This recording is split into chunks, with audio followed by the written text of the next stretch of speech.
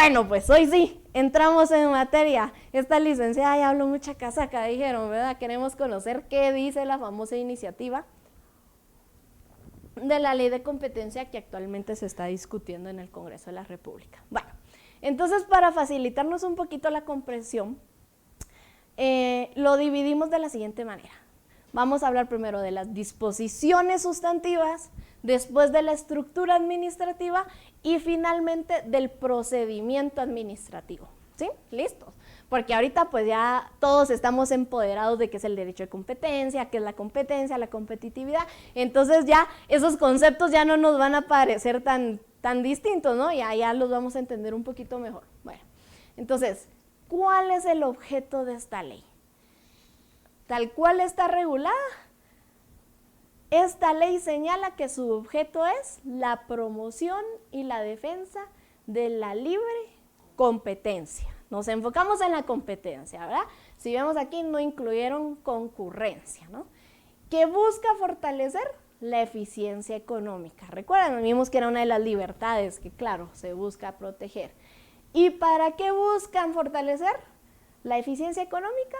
Para lograr el bienestar del consumidor, claro, uno de los efectos colaterales. Bueno, pero adicionalmente, que es el objeto general, ¿no?, que toda ley de competencia debería tener, también observamos que busca prevenir, investigar, combatir, perseguir y sancionar, ¿qué cosas? 3 cosas concretas: prácticas anticompetitivas, concentraciones irregulares, y demás restricciones al funcionamiento del mercado. Entonces, ojo, porque ustedes en rojo pueden ver los verbos rectores que implican la acción que nos demuestra cuál es la atribución o función que se esperaría que esperarían los que proponen esta ley tenga el Estado para poder garantizar un libre mercado, ¿no? Bueno, entonces, nuevamente, vamos a seguir como la estructura de lo que vimos en doctrina para comparar un poquito la doctrina con la propuesta de la iniciativa de ley. ¿Qué sujetos contempla nuestra iniciativa de ley? Bueno, sí contempla los agentes económicos. Y dentro de los agentes económicos, ¿qué sujetos podemos reconocer?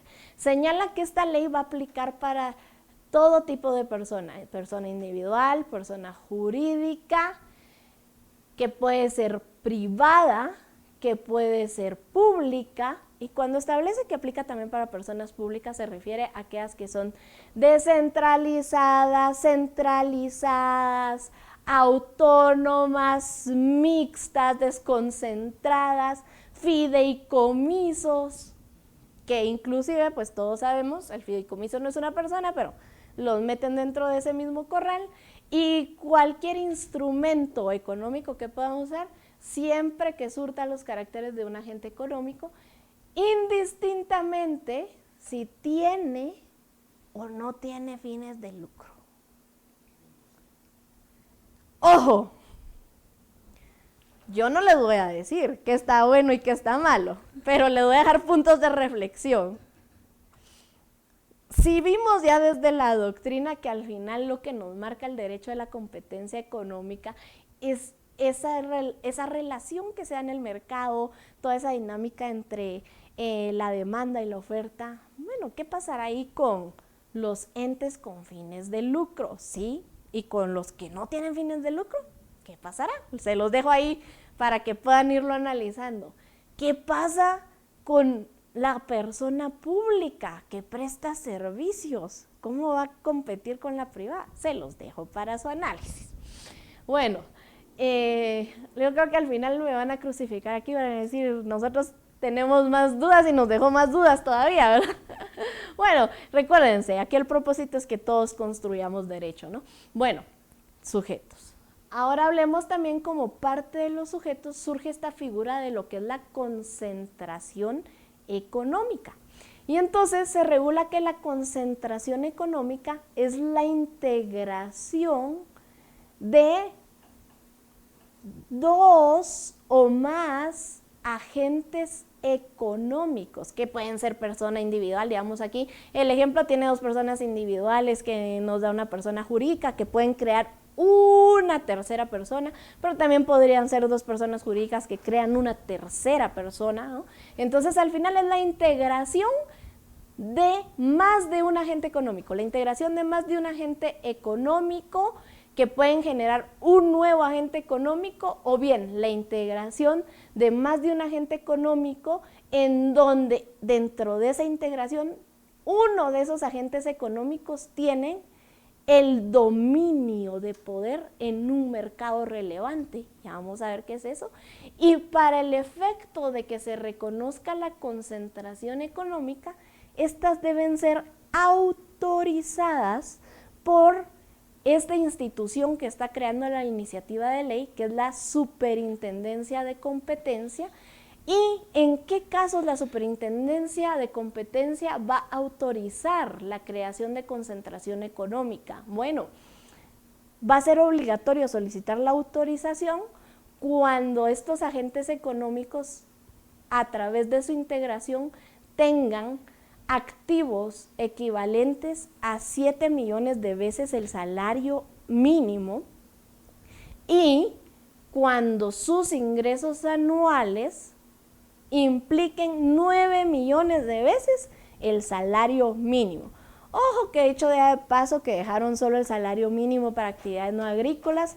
Ya yo creo que todavía no se han dado cuenta que el último acuerdo gubernativo que se emitió sobre salario mínimo ya implica una circunscripción por zonas económicas y eso no lo han tomado en consideración. Creo que eso es vital porque si no van a ir para el sector agrícola, pero ¿de qué zona económica? Entonces eso es algo importante. Esta ley no ha contemplado la distinción por zonas económicas, ¿no? Y es muy relevante porque obviamente estábamos hablando del derecho de competencia, desarrollo económico. Bueno, ojo, algo interesante es que dentro de la autorización para las concentraciones económicas, los agentes económicos tienen que hacer su solicitud de autorización a la Superintendencia de Competencia y la Superintendencia de Competencia tiene 90 días para otorgar la autorización. Ojo, mis queridos notarios que nos acompañan hoy, al momento que entre en vigencia, si llega a quedar esta disposición, ningún notario puede modificar a alguna persona jurídica, porque no se lo van a topar en el registro mercantil o en el registro de personas jurídicas, si no tiene la autorización de la superintendencia siempre que cumpla con estos caracteres, ¿no?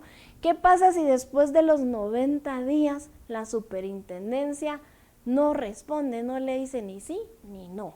Bueno, aquí queda regulado un silencio administrativo con efectos positivos, ¿no? Entonces se entiende por autorizado y automáticamente la superintendencia tiene la obligación dentro de los 10 días siguientes a emitir la constancia de autorización. Y entonces ya, mis queridos notarios, después ya podemos nosotros realizar todos los procedimientos necesarios, si el caso fuera, generar un nuevo agente económico, ¿no?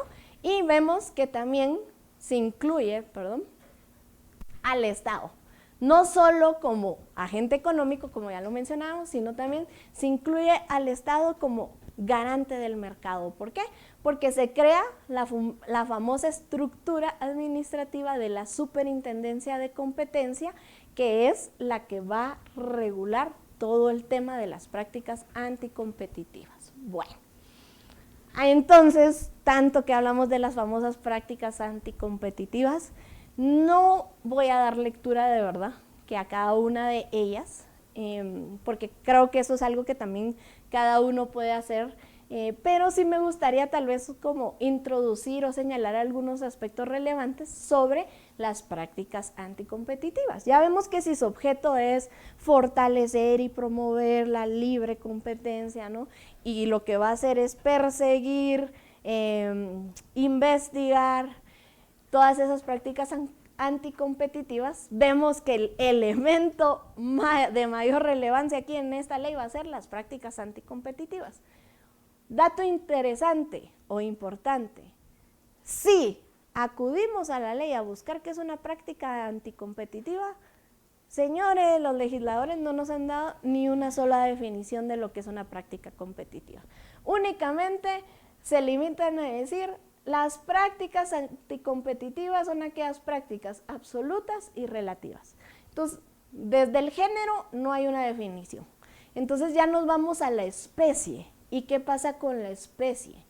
Que ya nos definen qué debemos entender por una práctica anticompetitiva absoluta y una práctica anticompetitiva relativa. Ahí ustedes pueden ver el número del artículo para que puedan darle lectura concreta y de forma detallada a estas prácticas. Entonces vemos diferencias entre las prácticas anticompetitivas absolutas y relativas. Bueno, es que en las prácticas anticompetitivas absolutas se da a través de cualquier acuerdo, conducta, contrato, convenio, decisión o práctica concertada entre, si se dan cuenta, dos o más agentes económicos competidores. Entonces aquí ya empezamos a ver la primera diferencia, ¿eh? A diferencia de las prácticas relativas, porque aunque aquí también se da en relación a acuerdos, conductas, contratos, convenios, decisión o prácticas realizadas, aquí puede surgir entre uno o más agentes económicos. Entonces, sí hay una distinción en la cantidad de agentes económicos, ¿no?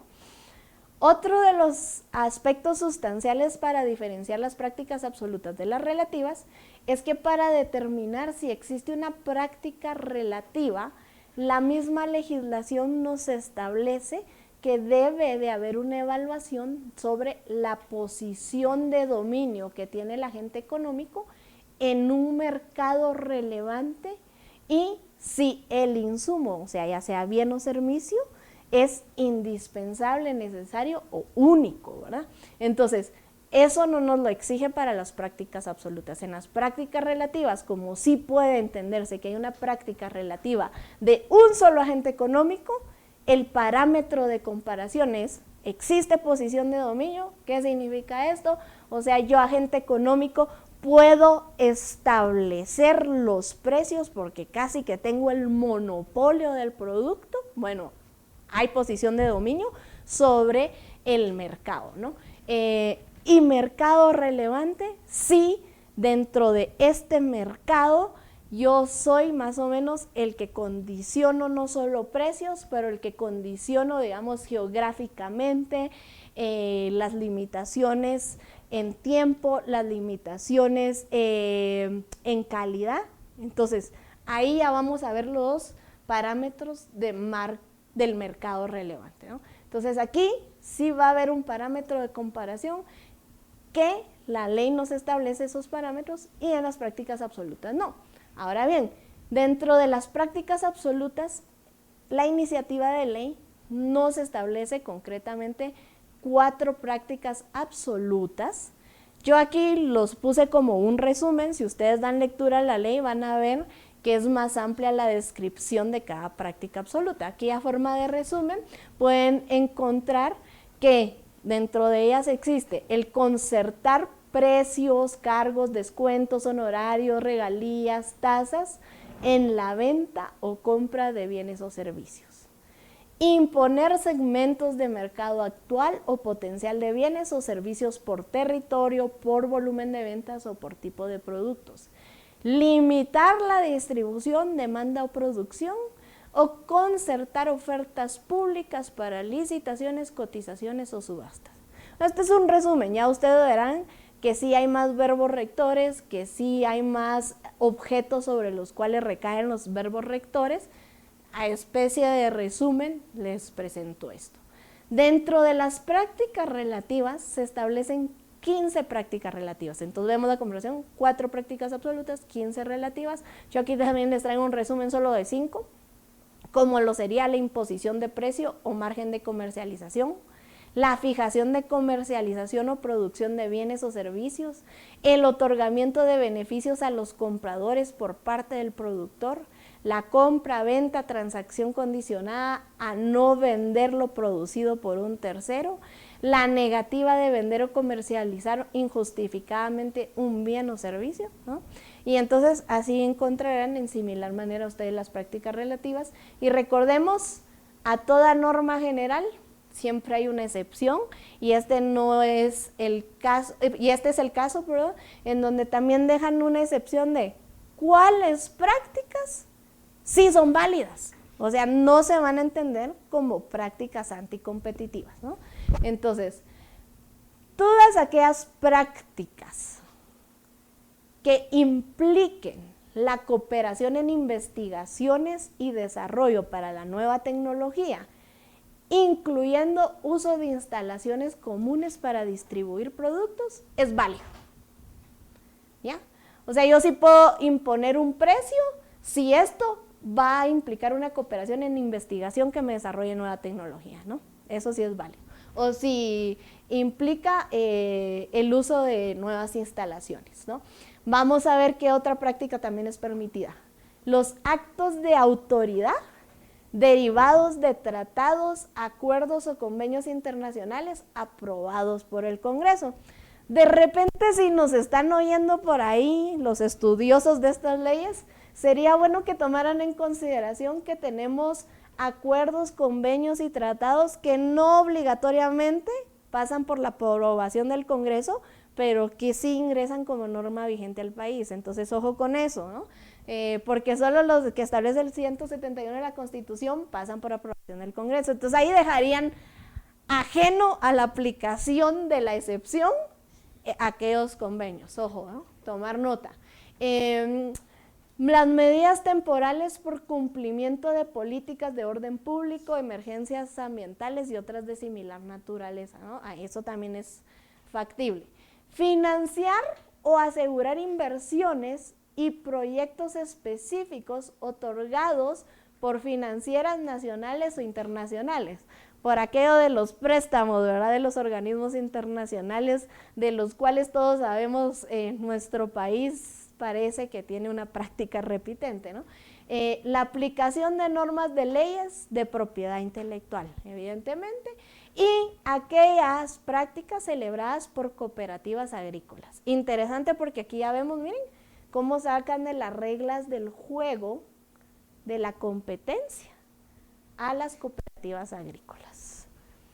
Como diría un meme por ahí, juzgue usted vecino, ahora yo le voy a decir juzgue usted colega, ¿qué cree? Bueno, ya traté de abordar someramente la parte sustantiva de la ley, para no hacerlo muy aturdido en información. Voy a continuar y vamos a adentrarnos a la estructura administrativa, ¿no? Dentro de la estructura administrativa vemos que la propuesta para poder cumplir con el objeto de la ley, recuérdense, ¿cuál es el objeto de la ley? Promover y garantizar la libre competencia por un lado, y por el otro lado es investigar, perseguir, hacer investigación administrativa de las prácticas anticompetitivas. Entonces, la pregunta es, ¿quién lo materializa? La ley nos propone que se materialice a través de una superintendencia de competencia, siguiendo un modelo muy similar al de El Salvador, ¿no? Hay países como en Chile que lo que tienen es un consejo de competencia y que toda la parte de sanción y de investigación se concentra en un órgano jurisdiccional. Entonces, a nivel de Latinoamérica tenemos diversos escenarios, ¿no? Aquí tenemos uno muy parecido al de Salvador y vemos que esta superintendencia la están dividiendo en un directorio y el superintendente con sus superintendencias, de las cuales solo menciona que podrá crear las superintendencias necesarias, y la única que concretamente señala en un apartadito es la superintendencia de investigación, ¿verdad? Pero no las delimita tal cual, ¿no? Solo dice, bueno, el superintendente que cree las necesarias, ¿no? Y entonces señala que el directorio se va a conformar de titular y suplente electo por el presidente de la República de Guatemala, elegido en Consejo de Ministros. Titular y suplente elegidos o electos por el Pleno de la Corte Suprema de Justicia. Titular y suplente electos por el Pleno del Congreso de la República. Bueno, ya estarán pensando los colegas, ¿y qué requisitos necesito cumplir para ver si me postulo al directorio o al superintendente? Al final todos los requisitos se aplican para los cargos indistintamente, y es que tiene que ser guatemalteco, mayor de 35 años, estar en el pleno goce de sus derechos civiles, tener un grado académico de licenciatura o maestría en el área jurídica o económica, 5 años de ejercicio profesional y 3 años de experiencia en la materia o materias afines, ¿no?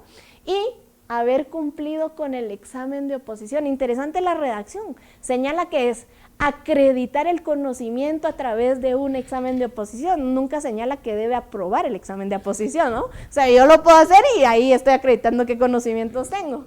De repente nos postulamos, bien, ya llegamos a la edad, parecemos jovencitos, pero no. Bueno, entonces, veamos acá. Tanto los directores como el superintendente pueden durar 6 años en su cargo, no pueden ser reelectos y únicamente podrán ser removidos por los casos establecidos en ley. Ya ustedes podrán ver que ahí la iniciativa también nos contempla en listados de impedimentos para optar, las causales de remoción, ¿no? Las causales de excusa o recusación, que por factor tiempo no me voy a adentrar, porque quisiera adentrarme como en lo más oportuno y relevante conocer que también es el procedimiento administrativo. Pero algo muy importante sí es saber cómo es entonces que llegan a elegir a los directores. Ya vimos que están los directores y el superintendente, pero ¿cómo se llegan a elegir? Lo que nos propone la ley es, para poder generar un sistema de elección transparente y garantista de que se va a nombrar a una persona por su capacidad, ¿no? De un nombramiento meritorio, como le dicen coloquialmente, se pide que se instaure un comité de evaluación. Y este comité de evaluación es el que va a tener a bien generar las nóminas que se van a enviar a cada uno de los, básicamente 3 organismos del Estado que designarán a cada uno de los directores, ¿no? Y entonces, ¿cómo se integra este comité de evaluación? Un representante del Banco de Guatemala nombrado por la Junta Monetaria, ¿no? El Procurador General de la Nación y un representante de los rectores de la universidad que se va a elegir por sorteo, ¿no? Entonces, este comité de evaluación tiene la tarea de crear las siguientes nóminas. Una nómina que va para el presidente de la República de Guatemala, integrada por 3 propuestas, para titulares y para suplentes. Una nómina con 6 candidatos que van a enviar para el pleno de la Corte Suprema de Justicia con 6 titulares y 6 suplentes, y una enviada para el pleno del Congreso de la República, integrada por 6 candidatos para titulares y suplentes. Asimismo, deberán de crear una nómina con 3 candidatos para el puesto de superintendente, y una vez el directorio conformado, serán los que nombrarán al superintendente, ¿no? Entonces aquí vemos un poquito el escenario de cómo se conforma la superintendencia. Bueno, como les decía, no, en este momento no, por factor tiempo no vamos a entrar a dialogar sobre tal vez todo el tema de excusas, recusaciones, impedimentos, causales de remoción. Es algo que podemos todos consultar en la iniciativa, y prefiriera ocupar el tiempo que nos queda, que no es mucho ya, ¿verdad? En relación al procedimiento administrativo y en aquellos aspectos donde vamos a ver alguna somera intervención judicial para poder cumplir con las atribuciones que señala la ley de competencia. Bueno, en este sentido, en esta primera diapositiva van a ver ustedes de forma generalizada el procedimiento administrativo de inicio a fin. En color celeste van a ver la atribución que corresponde al superintendente. En color naranjita o peach van a ver ustedes las atribuciones que corresponden al directorio, ¿no? Las que están en blancas porque pueden devenir de distintas instancias, ¿no? Entonces vemos cómo inicia el procedimiento administrativo que propone esta iniciativa de ley. Inicia a través de una solicitud de parte, de una denuncia o de pleno oficio, en donde lo que se busca es pedir que se inicie una investigación por la realización o concertación de alguna práctica anticompetitiva. Dentro de los 15 días siguientes, le corresponde, recordemos a quién, al superintendente, ordenar el inicio de la investigación, ¿no? Entonces, ojo, dentro del artículo 119 de la iniciativa de ley, ustedes pueden ver cómo el superintendente en esta fase del proceso de investigación también puede solicitar medidas de apremio ante un juez competente de primera instancia, ¿no? Entonces, dentro de esas medidas de apremio, pues se señala la del apercibimiento, ¿no? O también el de una orden judicial para que entregue la investigación, ¿no? Ahora bien, una vez se ordena el inicio de la investigación, la intendencia de investigación, que es la única que se señala así en un apartadito perdido, deberá de realizar la investigación sobre todos los medios de convicción que puedan generar la credibilidad sobre si existió o no una práctica anticompetitiva. Para ese efecto, la Intendencia de Investigación tiene un periodo de 6 meses, que puede prorrogar por una única vez por un periodo similar. Ojo, una investigación de prácticas anticompetitivas puede durar inclusive hasta 12 meses, imagínense, 12 meses de investigación. Bueno. Sí, correcto. Bueno, entonces, dentro de esta fase de investigación se pueden utilizar todos los medios de convicción que la Intendencia estime necesarios, dentro de los cuales someramente, y ojo someramente porque si no lo hace a detalle, se señalan algunos de ellos, como la verificación de las instalaciones, ¿no? o de la sede de los agentes económicos, el requerimiento de información, las entrevistas y aquellos medios de prueba que regule la ley de lo contencioso administrativo, ¿no? Ya vamos a ver en la siguiente diapositiva que hay 2 procedimientos específicos regulados, uno para el de verificación y uno para el de requerimiento de información. Pero en general, 6 meses con una única prórroga de 6 meses más, ¿no? Al terminar la investigación, llegan a la fase que se llama conclusión de la investigación, ¿no? Y esta conclusión de la investigación lo que tiene para el efecto es presentar el resultado de su investigación. Si del resultado de su investigación estiman que hay elementos que implican que es necesario iniciar con el procedimiento administrativo, nos vamos a esta parte. Se hace una solicitud de apertura al procedimiento administrativo. ¿Quién realiza la solicitud de apertura al procedimiento administrativo? El superintendente, ¿no? Y desde la conclusión de la investigación tiene 15 días para realizar esa solicitud de apertura al procedimiento administrativo. Ahora bien, si de la conclusión de la investigación no se encuentran elementos que hagan pensar o presumir que existió alguna práctica anticompetitiva o alguna concentración irregular, entonces sencillamente se archiva el expediente. ¿Quién tiene la facultad para archivar el expediente? El superintendente. Bueno, entonces en el escenario de que sí existieron los elementos para la apertura del procedimiento administrativo, continuamos con nuestro proceso. Y entonces, como obviamente el superintendente solicita que se aperture el procedimiento administrativo, esa solicitud se dirige ¿a quién? Al directorio. Por eso corresponde al directorio, dentro de los 10 días siguientes, autorizar o denegar la apertura al procedimiento administrativo. Ojo, entonces es el directorio quien autoriza o deniega. En el caso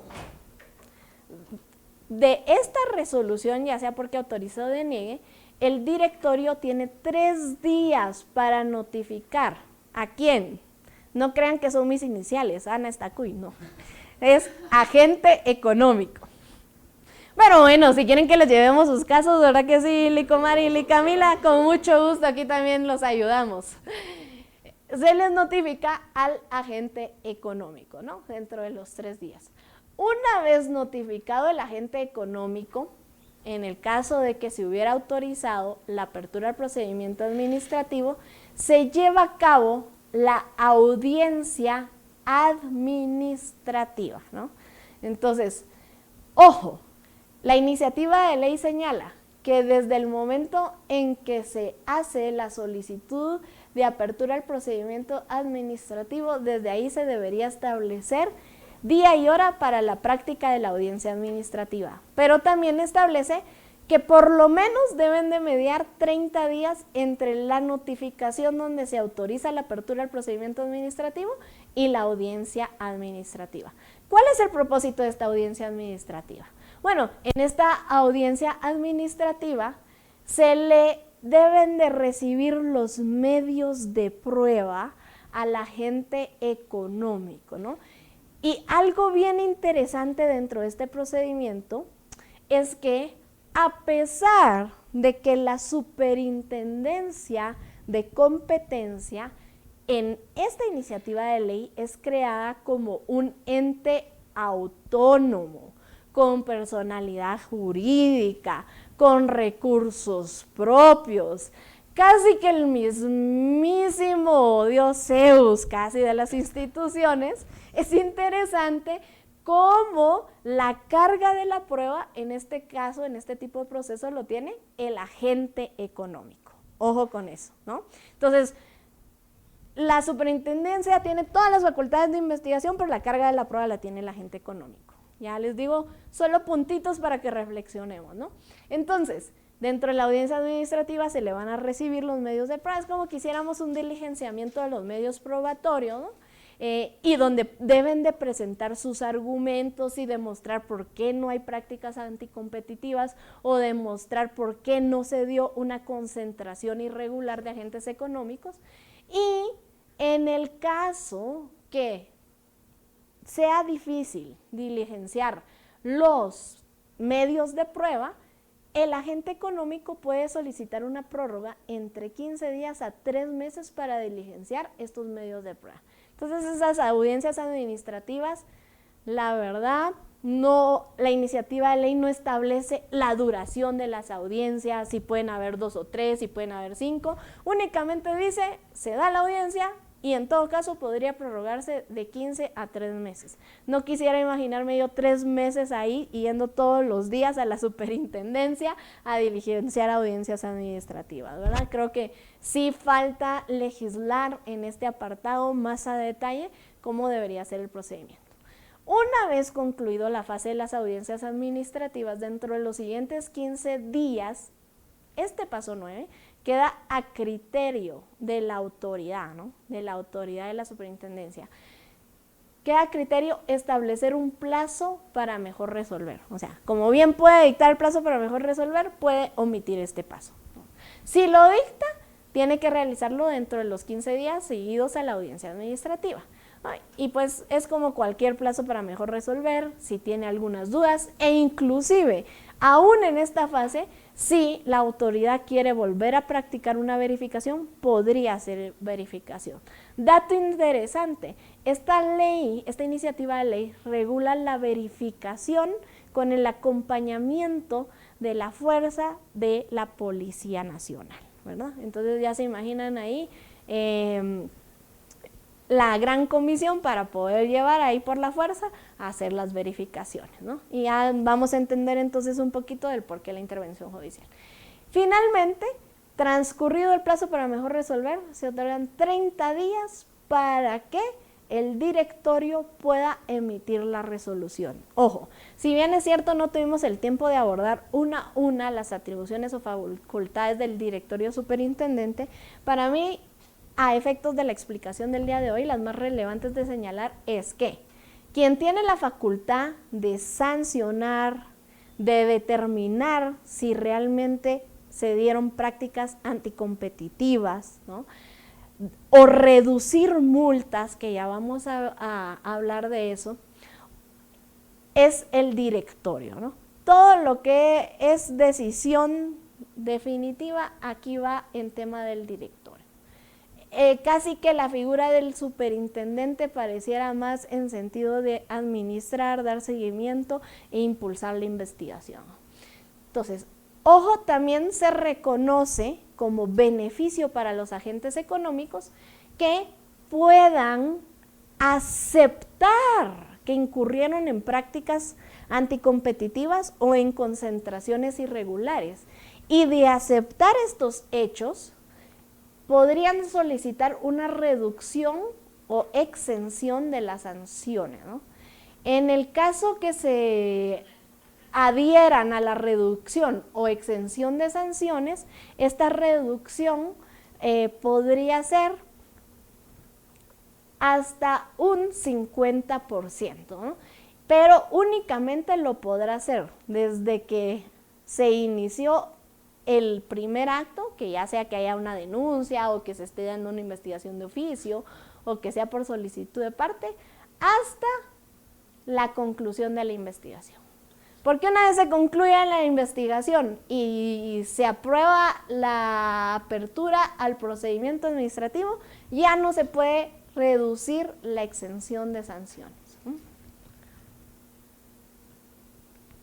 Ahora bien, ya les comentaba ahí un poquito, solo para ubicarnos, que en el paso 3, que es de la investigación, esta iniciativa de ley también regula dos procedimientos someros en donde sí hay una intervención judicial y que vamos a ver a continuación en la siguiente diapositiva. Entonces vemos aquí, ¿verdad? Nos ubicamos en la fase 3, que es la investigación.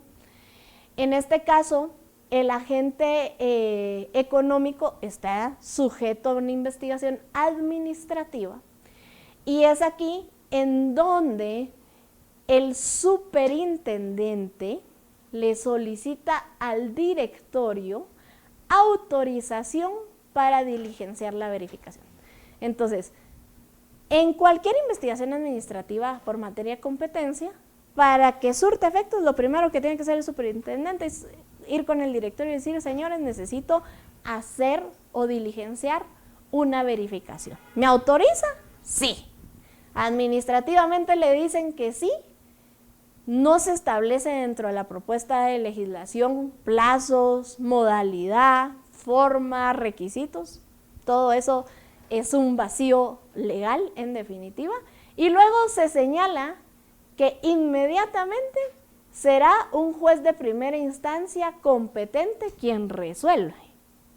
Aquí nos genera un poquito la duda si entre tanta mano que le han metido a la iniciativa de ley les ha quedado una especie de Frankenstein o realmente sí intentaban someterlo a este seguimiento jurisdiccional.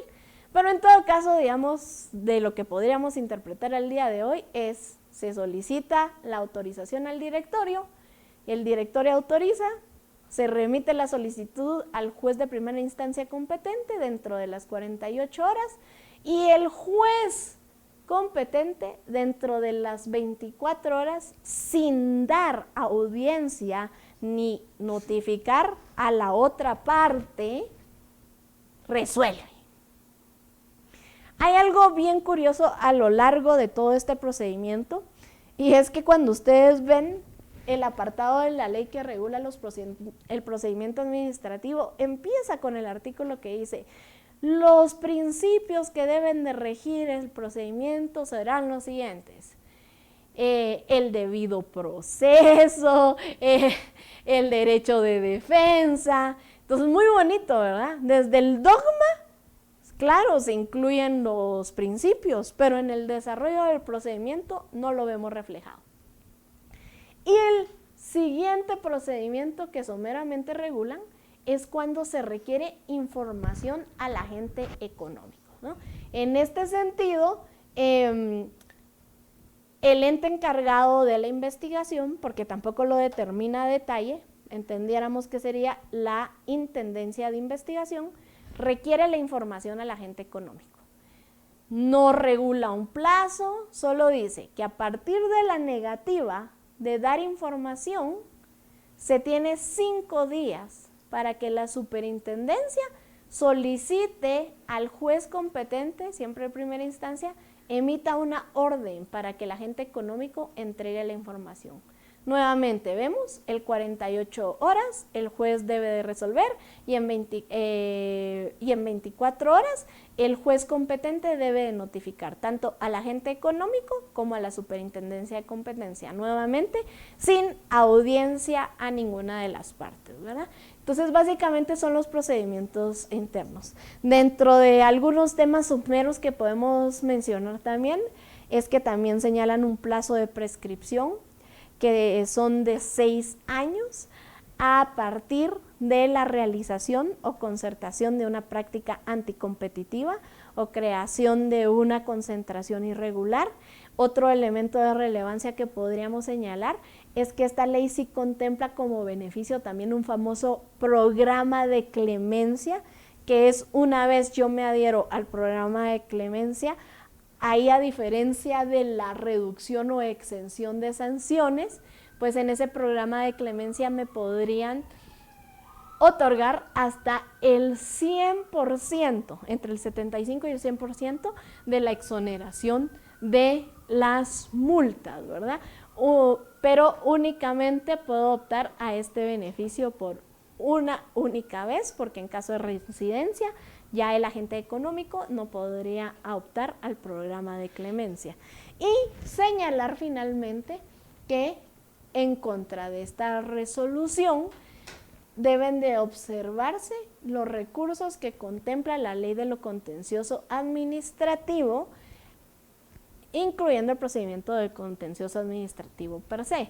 Algo que llama la atención y que se los dejo para su análisis, si será correcto o no, si existe una vulneración, es que hay una opción para optar al beneficio del programa de clemencia que cuando llegan a esta resolución, si yo admito y acepto la resolución en donde me declaran culpable como agente económico de haber realizado una práctica anticompetitiva y renuncio a mi derecho de iniciar un proceso contencioso administrativo y pago la multa, entonces me pueden otorgar el beneficio de hasta el 100% de exoneración de esta multa. Entonces, obviamente, lo que busca este procedimiento administrativo es demostrar la existencia de una infracción.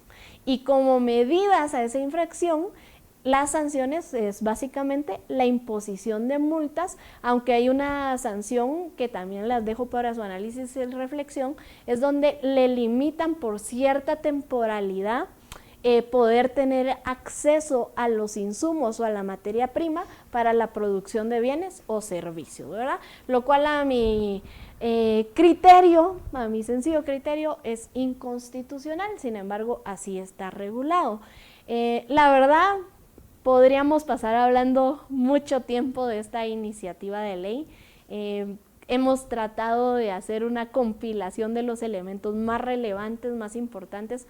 Sí, hay mucho que discutir, hay mucho por analizar, pero creería que para no saturarlos con demasiada información y también poder llegar a ese tiempo de reflexión, de construcción del derecho, pues es importante poder concluir con la presentación el día de hoy y tener este espacio para sus comentarios, para sus criterios, para sus recomendaciones, ¿no? Y que juntos construyamos el derecho siempre en sede.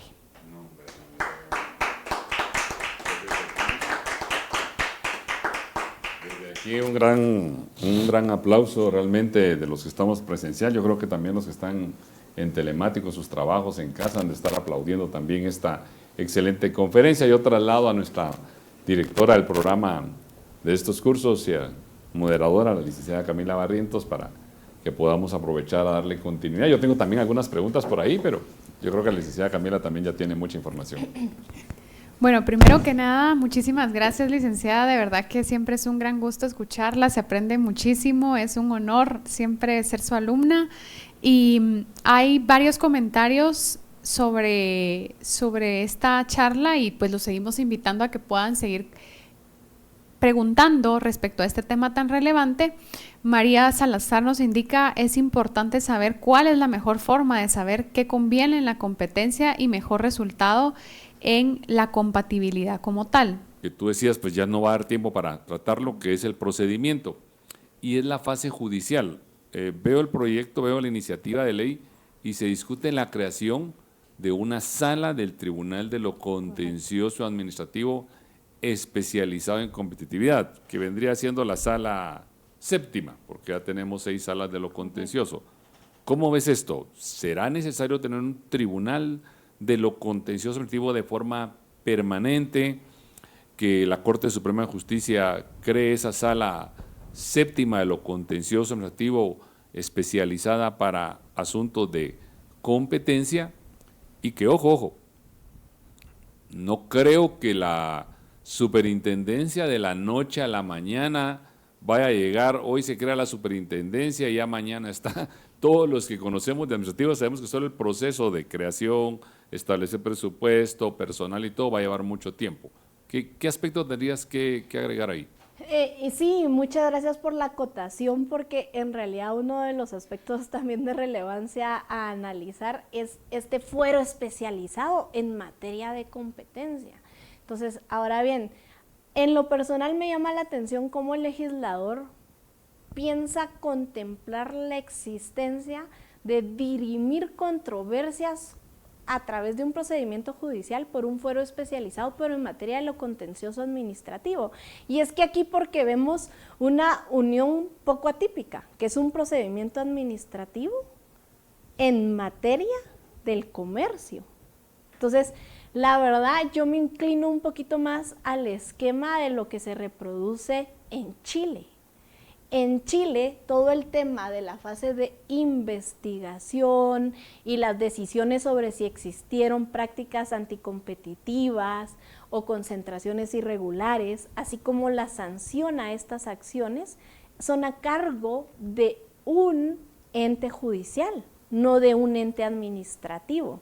En este sentido, si pensáramos esto al llevarlo a la práctica, ¿cuánto tiempo le tomará al organismo judicial no solo la creación de este fuero especializado, sino la capacitación?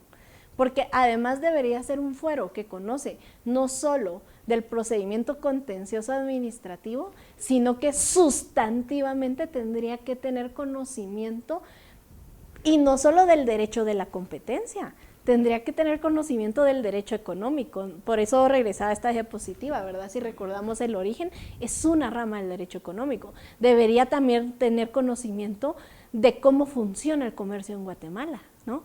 De todas las normativas del código de todas las disposiciones, contenidas en el Código de Comercio.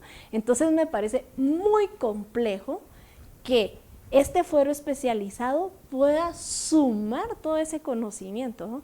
En lo personal, insto más a que se sujete a un control jurisdiccional.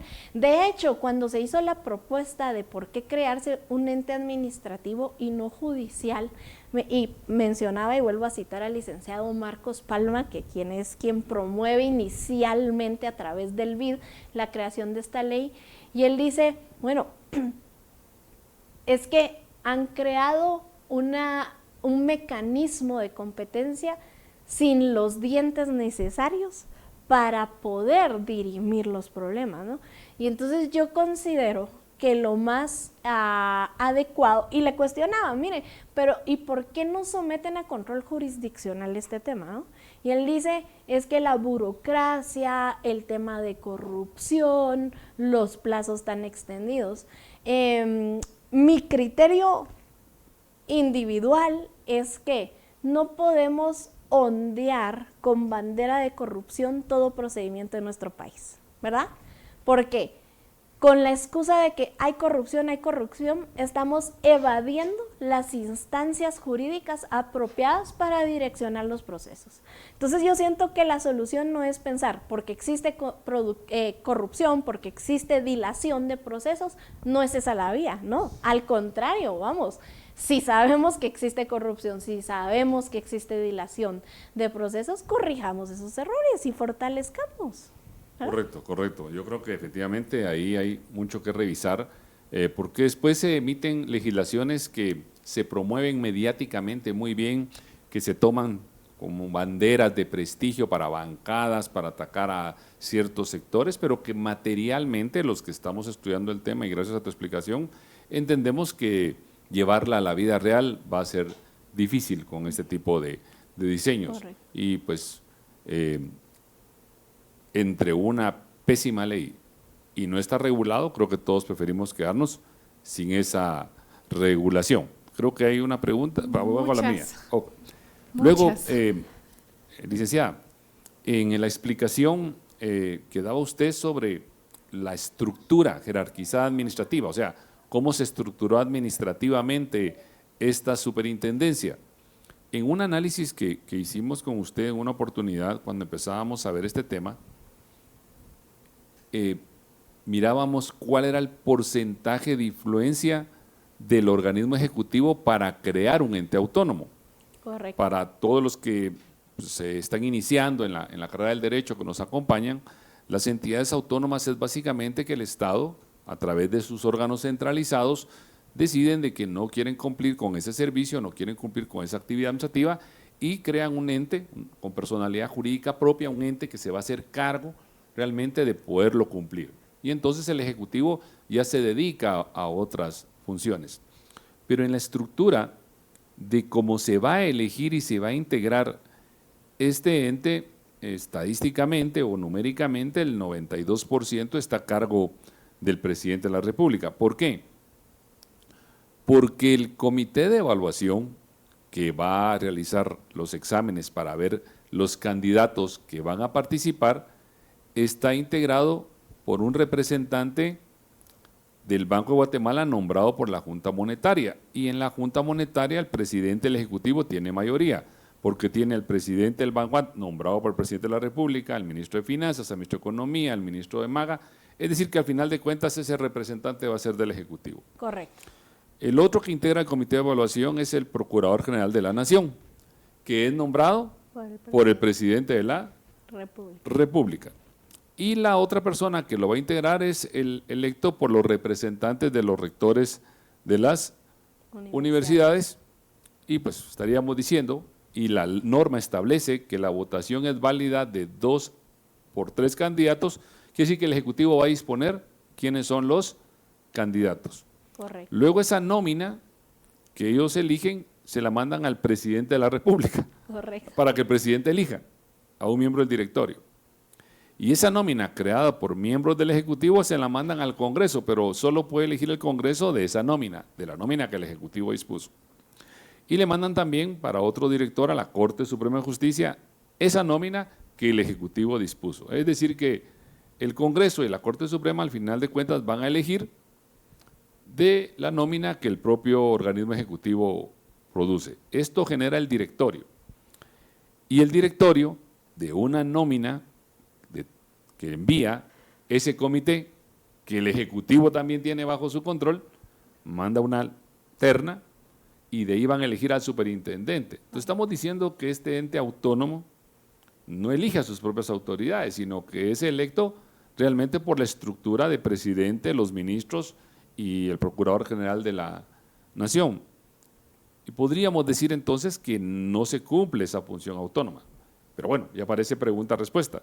La pregunta que yo te quería hacer es, ¿cómo ves esta forma de constituir a un ente de naturaleza autónoma, pero que está supeditado en toda su estructura al presidente de la República y a sus ministros? Bueno, digamos que desde la doctrina deberíamos entender que una entidad autónoma debería ser justamente disponer justamente de la libertad en sus decisiones, en la fórmula de llevar a cabo sus procedimientos.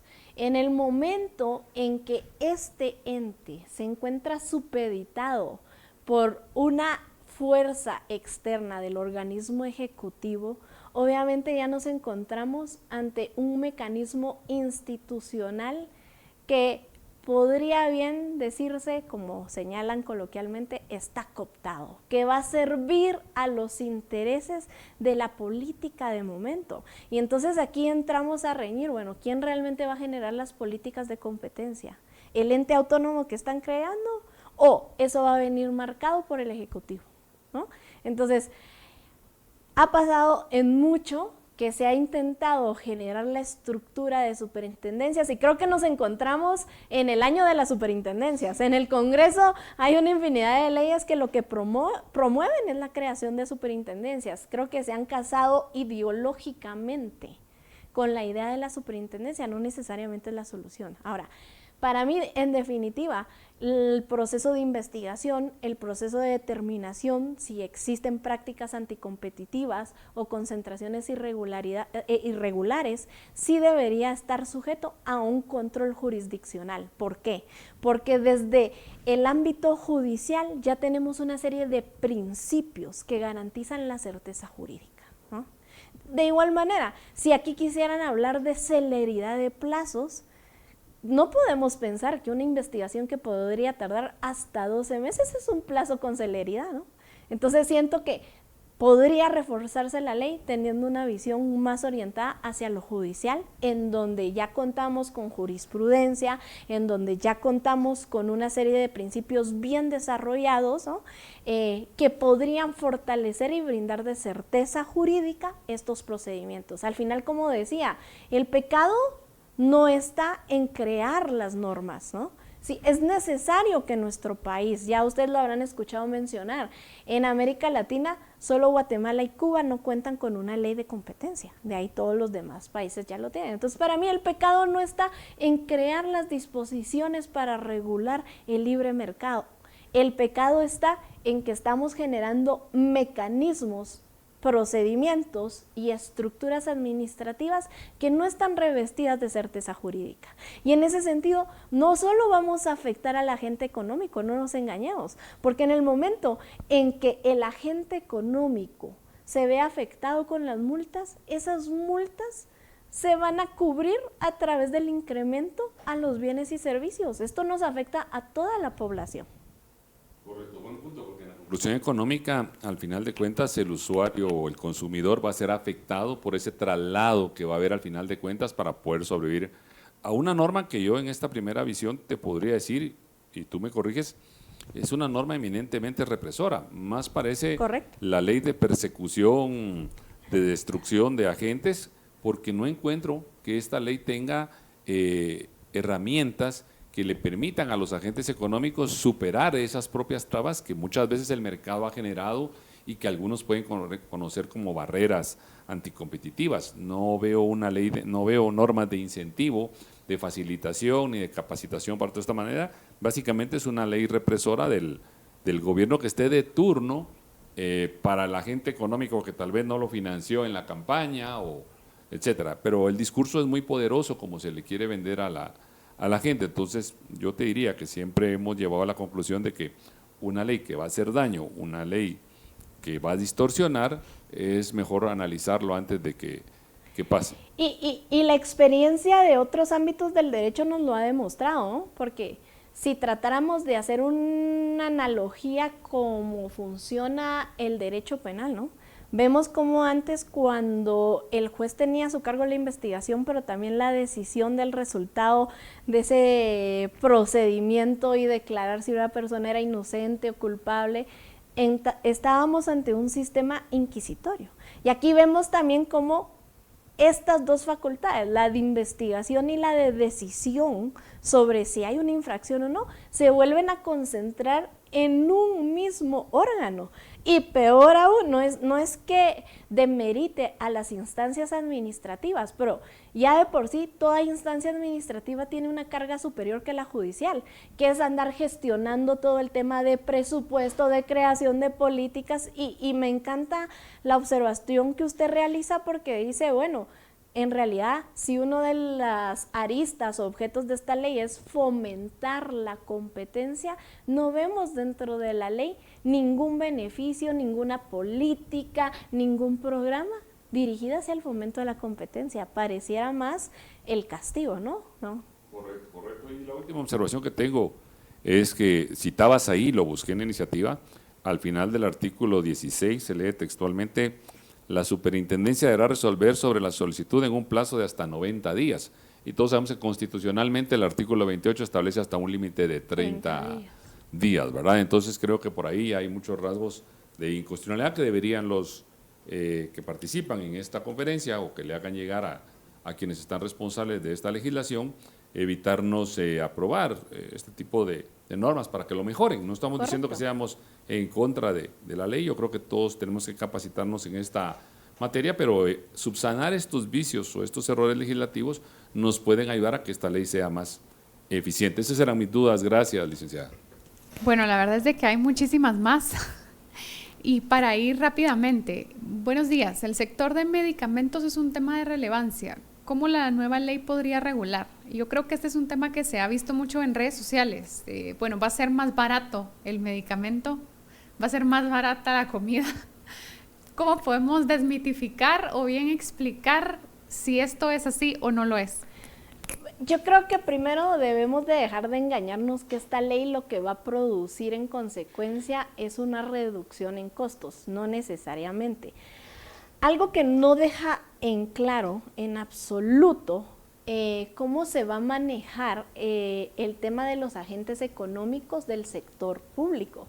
Y no debemos de olvidar que el sector público es uno de los sectores también más grandes en temas de medicamentos, que adquieren sus propios medicamentos a través de procesos de licitación, no solo nacional, sino que a nivel internacional. Y aquí estamos hablando ya de un nivel de competitividad, inclusive a nivel internacional.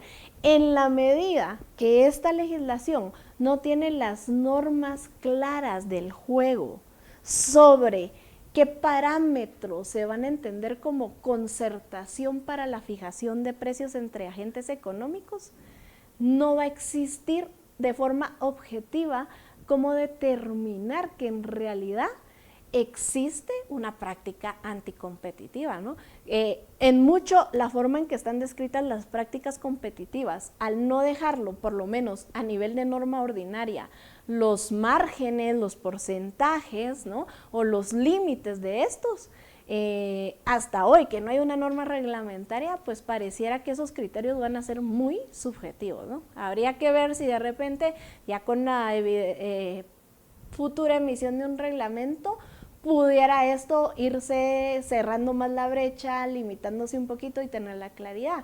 Pero ojo también, porque estaríamos dejando algunas disposiciones a nivel reglamentario, ¿no?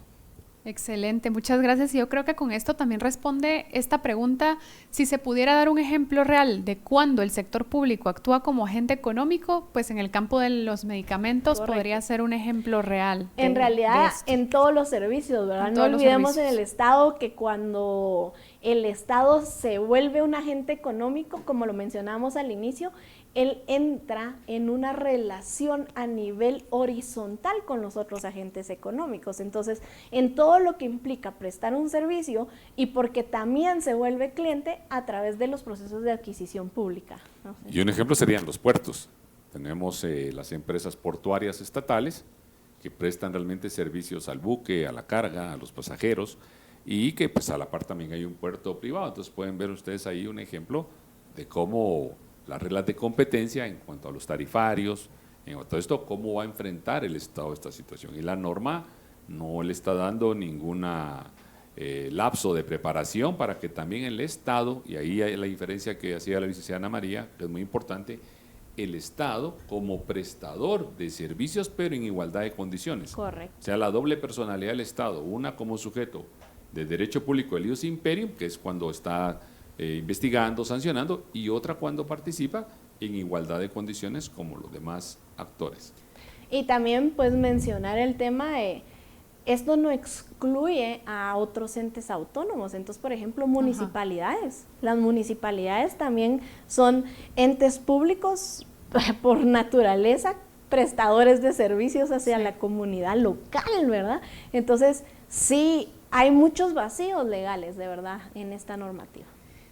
Inclusive nos lo comentaba también aquí una persona que nos está sintonizando por vía Zoom. La cuestión está en que si el mismo gobierno es el que provee el producto como las radiofrecuencias, la ley va a hacer muy poco.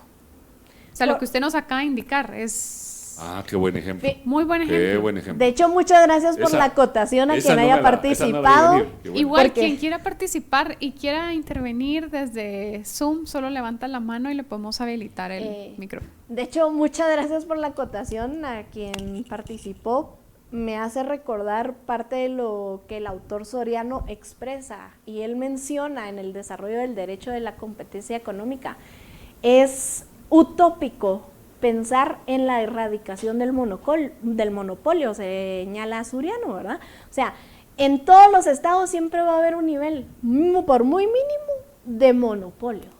El tema cómo es poder regular que en esos insumos en donde no hay otras opciones de prestación de servicios, como también pueden tener esas limitaciones para que no afecten, ¿verdad?, a otros competidores, porque recordemos también, el propósito de esto es levantar brechas, pero no solo a nivel nacional, a nivel internacional, ¿no? Es abrirnos un poquito más a esa negociación con agentes internacionales, ¿no? Y creo, y me parece muy oportuno también este comentario desde la parte judicial. Un saludo a todos los jueces también que nos están sintonizando. Buenos días, sería recomendable unificar un solo procedimiento entre investigación preliminar y procedimiento administrativo sin intervención judicial, ya que al observar los plazos que se fijan para completar todo el procedimiento es extenso en demasía para poder determinar una responsabilidad administrativa, tomando en cuenta que posterior a dicha decisión aún podría derivar en un proceso contencioso administrativo. Correcto, y bueno, una de las cosas que tal vez ya no, por el factor tiempo, ya no me dio tiempo de comentarles, valga la redundancia, es que aparte de, digamos, las medidas de apremios que puede solicitar el superintendente, también hay unas famosas medidas definitivas que denominan que se puede solicitar, pero interesante porque son medidas definitivas, pero nunca señalan quién las puede solicitar, quién las autoriza y en qué momento. Y son medidas definitivas que afectan el funcionamiento de los agentes económicos, tanto en la producción de bienes, producción, comercialización, distribución de bienes, como en la prestación de servicios. Entonces, muchas gracias por la acotación.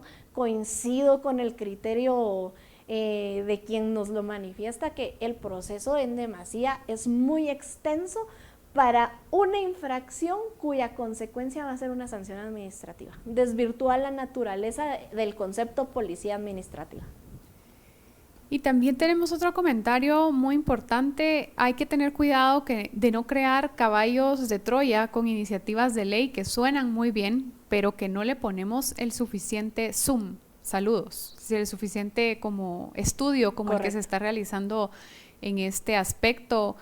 También un saludo muy especial a todos los representantes del pueblo, diputados que nos puedan estar viendo el día de hoy. Gracias por esta sintonía, porque pues principalmente estas actividades, estos foros se hacen con ese propósito, que podamos profundizar, analizar desde lo académico para poder aportar, y que cuando estos proyectos sean expuestos al pleno, pues ya no tengan tantos problemas que hagan un retraso en el mismo. Estas son pues los comentarios que tenemos, preguntas, comentarios. El Estado dentro de su intervención solo puede regular la competencia, más no la competitividad, nos indica alguien. Entonces la calidad de un servicio o un bien no se analiza por parte del Estado, que Correcto. Es otro componente que la ley no va a poder determinar en sí, Correcto. Si el servicio que me están prestando es o no. Correcto, competitivo. porque la calidad, ¿no? Es lo que hace énfasis en la competitividad, ¿no? Es lo que de alguna forma también genera la eficiencia productiva y esto es lo que distingue a los competidores y estoy de acuerdo también con dicho comentario. Pues la verdad que agradecer al CEDE por la oportunidad de poder compartir ahí algunos lineamientos de lo que hemos estudiado sobre esta materia.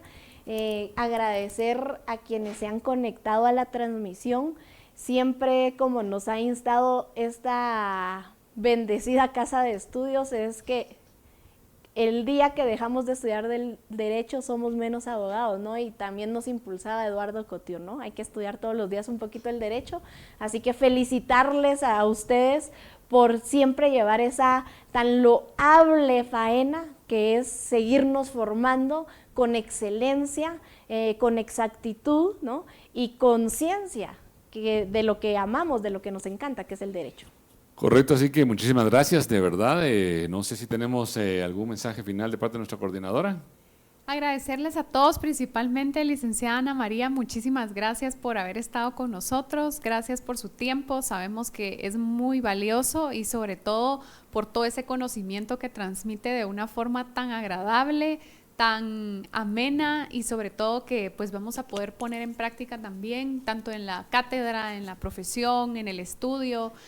Gracias al Centro de Estudios de Derecho por abrir estos espacios tan importantes y a todos ustedes que nos acompañaron tanto en presencial como en la transmisión.